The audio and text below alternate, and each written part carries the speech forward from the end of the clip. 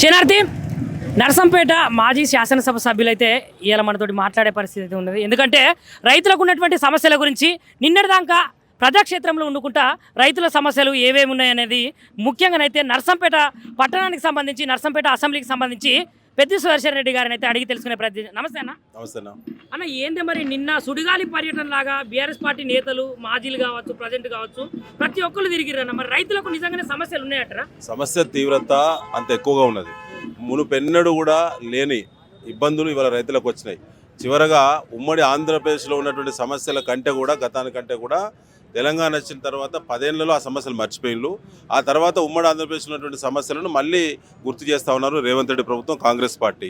అనాలోచిత చర్యలు, కొనుగోలు పట్ల స్పష్టత లేదు, కొనుగోలు చేసే చిత్తశుద్ధి లేదు, రైతుల పంటలను మద్దతు ధర ఇచ్చేటువంటి చెల్లింపులు చేసేటువంటి అవకాశం లేకుండా కేవలము ప్రగల్భాలు మాత్రమే మాట్లాడి పేరుకే కాంటాలు ప్రారంభించి ఫోటోలకు పోజులు ఇచ్చి ఇవాళ ₹1 కూడా రైతు ఖాతాలో చెల్లించకుండా కొనుగోలు ప్రక్రియ వేగవంతం జరగకుండా గత 40 రోజులుగా 45 డిగ్రీల పైబడినటువంటి ఎండలో రైతులను మాడి మసి చేస్తూ ఉన్నారు ఈ కాంగ్రెస్ పార్టీ ప్రభుత్వం. లక్షల చోట్ల తెలంగాణ రాష్ట్రంలో లక్షల చోట్ల కుప్పలు పోసుకొని మొక్కజొన్న కానీ ప్యాడీ కానీ జొన్నలు కానీ ఇతర పంటలు పొద్దుతిరుగుడు కానీ లక్షల చోట్ల లక్షలాది మంది రైతులు 24 గంటల పాటు పొద్దంతా భార్య కాపలా రాత్రి భర్త కాపలా ఈ రకమైనటువంటి పరిస్థితి అనేది 40 రోజులుగా ఎదురు చూసేటువంటి నీచమైన పరిస్థితి గతంలో చరిత్రలో ఎప్పుడు కూడా తెలంగాణ ప్రాంత రైతులు చూడలేదు. కేసీఆర్ గారు ఉన్నప్పుడు మద్దతు ధర సకాలంలో ఇచ్చాడు, సకాలంలో కాంటాలు చేశారు. ఎంత దిగుబడి వస్తే అంత దిగుబడిని ప్రతి గింజను కూడా మద్దతు ధర కొనుగోలు చేసి నష్టం జరిగినా సరే ప్రభుత్వానికి రైతుకు మాత్రం నష్టం జరిగినాయని చెప్పి కేసీఆర్ గారు ప్రభుత్వం ఆనాడు బ్రహ్మాండంగా చేసింది. ఇవాళ అదే కావాలని చెప్పి రైతులు కోరుతా ఉన్నారు. అన్న అట్లనే ఇప్పుడు పండించినటువంటి పంట మార్కెట్లో రైతులైతే పోసిన తర్వాత ఆ వరి ధాన్యం మీద పడుకొని మరణించినటువంటి దాఖలాలు ఉన్నాయి. మరి ఇన్ని జరిగినా కూడా ఎందుకు పట్టించుకోవట్లేదు ప్రభుత్వము? ఇప్పుడు అనేక మంది రైతులు కూడా ఒకటి ఎండవేడిమి తట్టుకోలేక ప్రమాదాలకు గురై కూడా చాలామంది కొనుగోలు కోసం ఎదురు చూస్తున్న రైతులు కూడా చనిపోతూ ఉన్నారు. దీనికి ప్రభుత్వమే బాధ్యత వహించాలి, రేవంత్ రెడ్డి గారే బాధ్యత వహించాలి. అసలు ఈ ప్రభుత్వానికి ఏ పంట ఎన్ని ఎకరాల విస్తీర్ణం ఉన్నది, ఎంత దిగుబడి వస్తుంది, దిగుబడి వచ్చినటువంటి పంటను ఎంత కొనుగోలు చేయగలుగుతాము, ఎన్ని కాంటాలు పెడితే కొనుగోలు తక్కువ సమయంలో ప్రక్రియ పూర్తి అవుతుంది, కొనుగోలు చేసిన తర్వాత ట్రాన్స్పోర్ట్ చేయడానికి మోడ్ ఆఫ్ ట్రాన్స్పోర్టేషన్ ఏంది గుర్తించడంలో విఫలమైనలు. ఆ తర్వాత కూడా మళ్ళీ గోదాము స్పేస్ ఎంత ఉన్నది, ఎక్కడ కాంటా పెట్టినటువంటి సరుకు ఏ గోదాము పంపాలనే దాని మీద స్పష్టత లేకపోవడం వల్ల మాత్రమే ఇదంతా కొనుగోలు చేయడం ద్వారా రాష్ట్ర ప్రభుత్వానికి నష్టం వస్తుంది. కాబట్టి ఆ నష్టం మేము భరించలేము, అదేదో రైతే మునుగుతే అయిపోద్ది అనేటువంటి ఒక డ్రామాలో భాగమే కొనుగోలు కేంద్రాలు మండలానికి ఒకటి ప్రారంభించారు తప్ప ఇది పంటను మద్దతు ధర కొనుగోలు చేసేటువంటి చిత్తశుద్ధి అనేది ప్రభుత్వంలో ఎక్కడ కూడా లేదు. అంటే అన్న ఇప్పుడు కేవలం ఈ ప్రభుత్వము రైతులకు భయపడి అదేవిధంగా కేసీఆర్ సార్కు కేటీఆర్ సార్కు బీఆర్ఎస్ పార్టీకి భయపడే ఇవాళ ఈ తెలంగాణ గడ్డ మీద ఈ వరంగల్ జిల్లాల వేరే సదస్సు పెట్టబోతున్నది, సదస్సు పెడుతున్నదట. మరి నిజానికి భయపడ్డట్టా లేదా? కాంగ్రెస్కు గత 3 నెలల నుంచి భయం అనేది మామూలు లేదు. అది ఖచ్చితంగా వెన్నులో వణుకు. కేసీఆర్ గారి పేరు బీఆర్ఎస్ అంటేనే ఇవాళ కేటీఆర్ గారు అంటేనే ఆ వణుకు అనేది వారికి వచ్చేస్తూ ఉంది.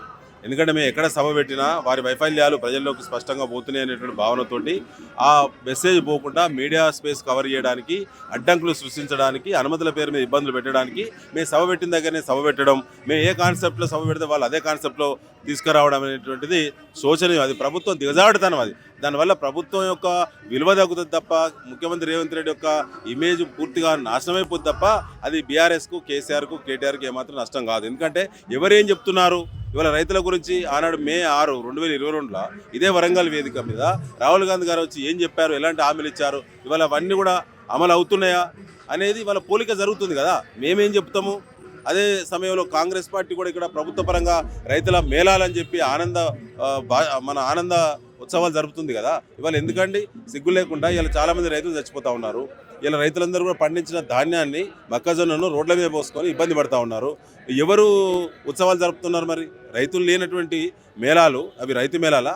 అవి కాంగ్రెస్ మేళాలు, కాంగ్రెస్ పార్టీ నాయకులు క్యాడర్కు సంబంధించిన మేళ తప్ప రైతులు ఎక్కడ కూడా వారి యొక్క మేళాలో పార్టిసిపేట్ చేయడం లేదు. అన్న ఇంకొక ముచ్చట ఏంటంటే రైతు డిక్లరేషన్ అనేది కేవలము బీఆర్ఎస్ పార్టీతోటే కేసీఆర్ గారితో సాధ్యము అని ఇక్కడికి వచ్చిన జనాలు అందరూ అయితే అంటున్నారన్న. దీని గురించి ఏమైనా మాట్లాడతారా? ఆల్రెడీ అమలు చేసిన చరిత్ర ఉన్నది కదా. 10 ఏళ్ల రాజ్యం కూడా తెలంగాణ వచ్చిన తర్వాత కేసీఆర్ గారు నడిపినటువంటి రాజ్యంలో అది రైతు రాజ్యమే. అది రామరాజ్యాన్ని తలపించి రైతు రాజ్యం అనుభవించారు కదా. ఇవాళ కేసీఆర్ గారు చేసిన వసతులు చేస్తే చాలు అంటున్నారు. వాని డిక్లరేషన్ సంగతి తర్వాత కేసీఆర్ గారు అమలు పరిచినటువంటి రైతు బంధువులు నాశనం చేసిండు, రైతు బీమాను నాశనం చేసిండు, కేసీఆర్ గారు అమలు చేసినటువంటి మద్దతు ధర కొనుగోలును నాశనం చేసిండు. ఇంటి ముందట కాంట పెట్టి కొనుగోలు చేసేది. ఇవాళ ఆ పరిస్థితికి ఈ పరిస్థితికి ఎంత తేడా ఉన్నది. కాబట్టి ఇవాళ రైతులందరూ కోరేది ఏంటంటే మళ్ళీ కేసీఆర్ పాలన రావాలని చెప్పి కోరుతా ఉన్నారు. మన ముంగళ్ళు అయితే మాజీ ఎమ్మెల్యే శంకర్ నాయక్ అని అయితే ఉన్నాడు. అన్న, మరి తెలంగాణ రాష్ట్రంలో రైతుల పరిస్థితి చూసుకుంటే ఎందుకు ఇంత అధ్వానంగా తయారైందంటారు? చాలా దారుణంగా ఉంది రైతుల పరిస్థితి. ఇవాళ చినుకులు పడితే గుండె అలసిపోతుంది. నా నియోజకవర్గం మొత్తం 4-5 రోజుల నుంచి అన్ని కళ్యాల మీద, అన్ని ఐకే సెంటర్ల మీద తిరగడం జరుగుతుంది. మీరు చూశారు. ఇవాళ 20 రోజుల నుంచి మొక్కజొన్న కొనలేక, ట్రాన్స్పోర్టేషన్ లేక, గన్ని బ్యాగులు ఇచ్చేటోడు లేక, లారీలు పంపించేటోడు లేక ప్రభుత్వం మొత్తం టోటల్ ఫెయిల్ అయిపోయింది. అన్నమో రామచంద్ర అని రైతులు చాలా ఇబ్బంది పడుతున్న విషయం మీరు అందరు చూస్తున్నారు.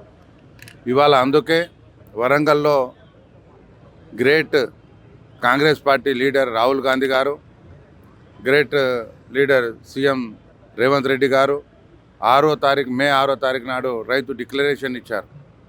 ఆ డిక్లరేషన్ కోసం ఏమి ఇచ్చారు ఏంటిదనే ఇవాళ గౌరవ పెద్దలు మా ప్రియతమ నాయకులు కేటీఆర్ గారు ఇలా ఈ రైతు సదస్సుకు హాజరవుతున్నారు. వేలాది మంది, లక్షల మంది కదిలి వస్తున్నారు. మీరు నిన్న మొన్న చూశారు, అకాల వర్షం వల్ల రైతులు చనిపోవడం, ఎడ్లు చనిపోవడం, మన ధాన్యం తడిసిపోవడం, చాలా ఇబ్బంది పడుతున్నారు. వెంటనే ప్రభుత్వానికి ఏమాత్రం సిగ్గు శరం ఉన్నా వెంటనే ధాన్యం కొనుగోలు చేయాలి, మొక్క కొనుగోలు చేయాలి, మన అన్నం పెట్టే రైతును ఆదుకోవాలని చెప్పేసి మేము మనవి చేస్తున్నాం. అన్న, ఇంకొకటి మన మహబూబాద్ గురించి తీసుకుంటే మొన్న రైతు అయితే వర్షం పడి పిడుగుపడి చనిపోయింది. ఇంకొక రైతు వడ్ల కుప్ప మీద జీవించిన దాఖలాలు అయితే చూసినాం కదా. అలా అంత దారుణమైన పొజిషన్ ఉంది. పాపం కష్టపడి పండించిన ధాన్యం కొనేటోళ్ళు లేకుంటే మరి రైతు పరిస్థితి ఎలా ఉంటుంది?